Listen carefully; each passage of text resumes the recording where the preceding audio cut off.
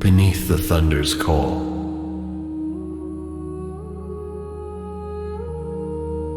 Act I. The storm breaks of shadows and silver, charged by the electric fury of a storm that broke jagged across the sky.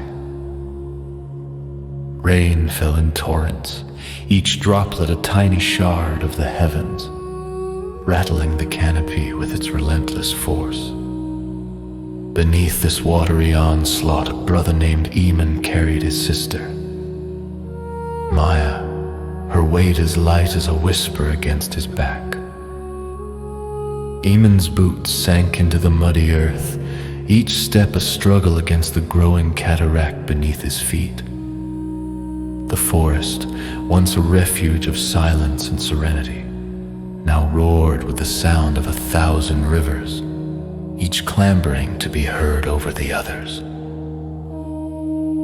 Lightning forked through the sky, illuminating the world in stark, momentary brilliance, freezing his tenacity and fear into a tableau of determination. Despite the symphony of chaos, Maya's arms around Eamon were steady, her head resting against his shoulder in exhausted trust. Her breath brushed his ear, an anchoring rhythm amidst the tumult. We're almost there, Eamon shouted, though his voice felt swallowed by the storm. Each syllable was a promise, not just to Maya, but to himself, to keep moving, to not falter. the voice of the trees, the voice of the trees. The ground beneath them shifted treacherously as a deluge from the heavens fed streams to rivers. Rivers to lakes, trees bowed beneath nature's weight, their ancient limbs cracking like the bones of old gods.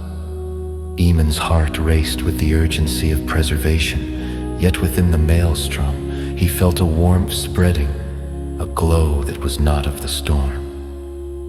It came from within, a light of resolve and purpose. As if in answer to his silent prayer, a voice threaded through the chaos, a gentle murmur in the language of the woods, a song sung by the wind through the branches. It spoke not in words, but in essence a calling. Save them. Eamon paused, an uncanny stillness encasing his spirit. The words lingered not as a command, but as a whisper of destiny. He looked around at the drowning earth, beyond just the path to safety for Maya and himself. It was a call broader, deeper. We're not alone, Maya whispered, her voice small yet certain. Perhaps she too felt the plea in the air, the intertwining of fate and nature. we're not alone. The world was a tempest, yet everything felt intimately connected. The life veiled in bark and branch, the very air shimmering with possibilities unseen. Eamon moved forward, deeper into the forest, guided by faith in his own untested strength and the belief that more than just human lives were in need. Dance of the elements. The forest opened into a clearing, a temporary refuge from the storm's wrath. Here, the earth rose into a grassy mound, untouched by the flood. Sheltered beneath the outspread arms of an ancient oak, Eamon laid Maya gently on the dry ground, her small figure wrapped in the transient calm. Eamon turned back to the forest, the call of salvation pounding in his veins like a second heartbeat. He began gathering twigs and leaves, branches and bough, swept together into makeshift rafts for creatures small and lesser seen. Rabbits with fur drenched to their skins, a fawn trembling with wet spotted flank, birds whose wings dragged with the weight of the storm. Each found a place amidst the debris in Eamon's trembling hands. The elements wove around him, a dance of storm and shelter, a ritual older and deeper than human memory. Under Eamon's care, the animals were lifted like precious offerings to the oak's embrace, its roots twining into the shape of refuge. Dawn's breath, By the time the rains began to ease, the forest was a place transformed, a sanctuary reborn. Eamon, soaked and exhausted, sat beside Maya under the oak's bower above. The sky blossomed into the soft hues of dawn, the sun inching timidly over the horizon like a shy child peeking from behind a curtain.